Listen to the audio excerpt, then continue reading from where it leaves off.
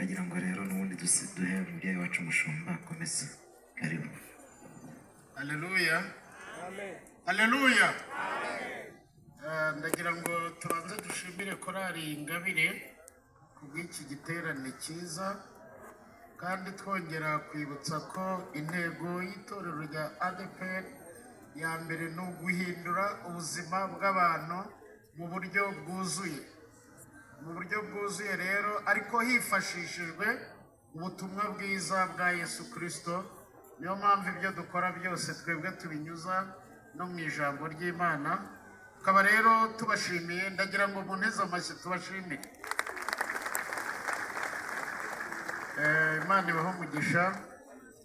Hanyuma mbere yuko tubashyikiriza izi mashini kandi zizabafasha, ndagira ngo nanone mbabwire ko natwe nk'itorero rya Muhoza atari korali, natwe turongeraho izindi mituweli 100.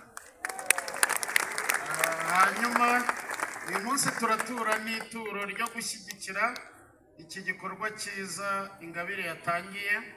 Nabwo turaremera abandi, dufite abantu mu murenge wacu bageze mu 11,000 batagira mituweli. Ubutumwa bwiza rero dufite duhereye no kubo dufite nuko nabo bagomba kugira mituweli bakivuza.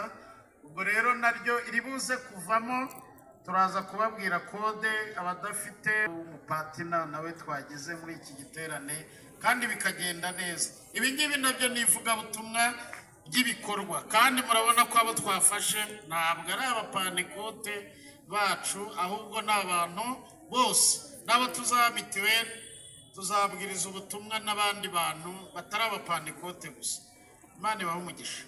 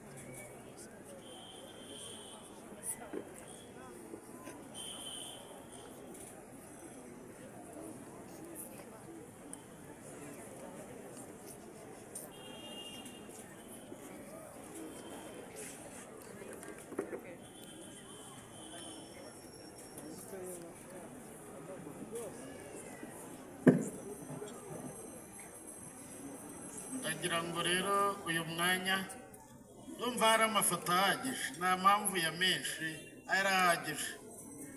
Nagira ngo rero uyu mwanya duhe umunyamabanga nshingwabikorwa w'umurenge wacu wa Muhoza yadusabye minota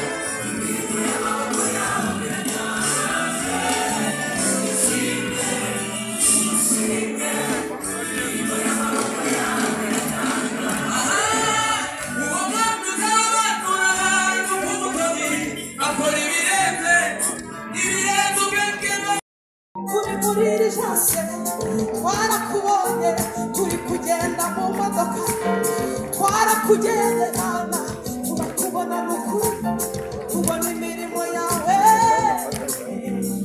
uri Mana uri Mana Mana yewe uri Mana Mana urashoboye ufite imbaraga Mana ufite imbaraga ufite ubutware kandi ufite ubushobozi ufite imbaraga nyinshi ziruta Satani ufite imbaraga nyinshi ziruta Nyabingi ufite imbaraga nyinshi ziruta abakonikoni ufite imbaraga nyinshi Mana ziruta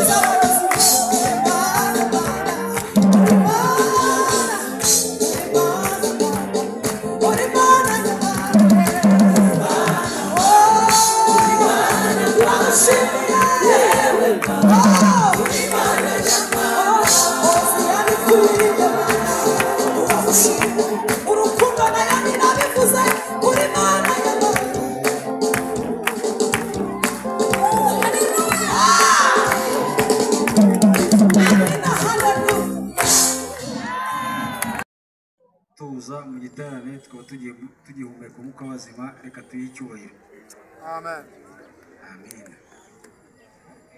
Icya kabiri ndashimira ubuyobozi bwa ADEPR by'umwihariko korali Ingabire namwe mwese muri rusange abakristo n'inshuti za ADEPR Imana ibahe umugisha.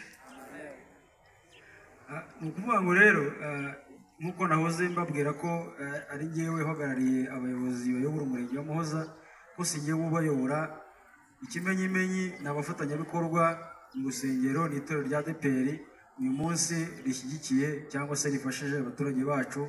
Ni ikimenyetso kigaragaza ko umurenge ntawuyobora njyenyine ahubwo uyoborana namwe mwese muri hano kandi Imana ibahe umugisha.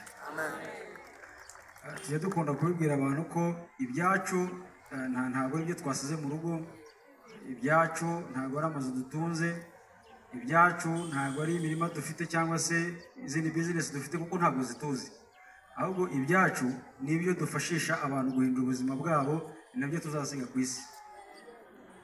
Ndabashimiye rero kuba uyu munsi hari icyo mwigomwe kugira ngo tubashe guhindura ubuzima bw'abavandimwe bacu muri twebwe. Icyo ngicyo ni nacyo bazakomeza batwibukiraho. Uriya iyo ufite miliyoni 10 ugakura ibihumbi 10 ukabifashisha umuntu bivuze ngo niwe mutungo wawe kuko indi ntabwo kuzi. Umuntu yababaye nk'aba bakobwa azajya ahora avuga ati umuntu wese wagize uruhare kugira ngo uri mashini Imana imumugisha. Iyo imigisha iguhuriye hari 10 umugisha uraza kandi bikagenda neza. Bakristo rero bavandimwe aba mbasaba kugira ngo mu by'ukuri turasenga. Hari ikintu cyo kimfasha muri Bibiliya ngo Imana yatumenye tukirisora umuntu azaba mama. Bivuze yuko n'ubundi bizi ibyo dukeneye, ahubwo ni ukuvuga ngo icyo dusabwa ni ukwiga kuyisaba. Ahubwo ntabwo ari kujya mu rusi y'urutare kugira ngo twumve, ntabwo ari kujya ahantu hashobora kugira ubuzima bwawe nabi kugira ngo twumve, ahubwo ni ukuvuga ngo icyo tuba dusabwa ni ukugira ngo tweze imitima yacu kugira ngo uwo mugisha uze. Abantu benshi barasenga, abantu benshi bakorera Imana mu buryo abantu bashaka kubibona ati runaka ko Imana itaramusubiza, ariko rimwe na rimwe tuba dusabwa kugira ngo imitima yacu tuyifungure, kubera ko ushobora kuba ufite isafuriya y'ibishyimbo ugiye gutekamo amata. Ntabwo wafata amata ngo uyagereke hejuru y'ibishyimbo, ahubwo urabanza ukoza isafuriya y'ibishyimbo kugira ngo ubone uko utekeramo amata. Abantu benshi rero usanga imitima yabo itarafunguka, turacyafite imitima mibi, turacyafite amashyari, turacyafite kuvuga nabi, turacyafite ibintu byinshi biboshye imitima yacu. Tuyifungure rero ubwiza bw'Imana budusange, kubera ko Imana idufitiye ibyiza kandi buri muntu wese aba afite igendo rye kuva avutse kugeza ashize mu mwuka. Nk'uko twese rero turi hano ubu, nk'uko mwicaye korali zaririmbye, harimo ubutumwa bwiza, ariko ubu hari abantu bicaye hano bafite ibibazo byinshi bitandukanye. Uyu munsi ukavuga ngo warasenze kuva mu 2000 kuva muri 1990 ariko Imana ntabwo iragusubiza. Uyu munsi rero Imana buriya twebwe tuba tumeze nk'umubyeyi n'umwana hagati y'Imana natwe, ngo hari umubyeyi w'umumama ufite n'akana.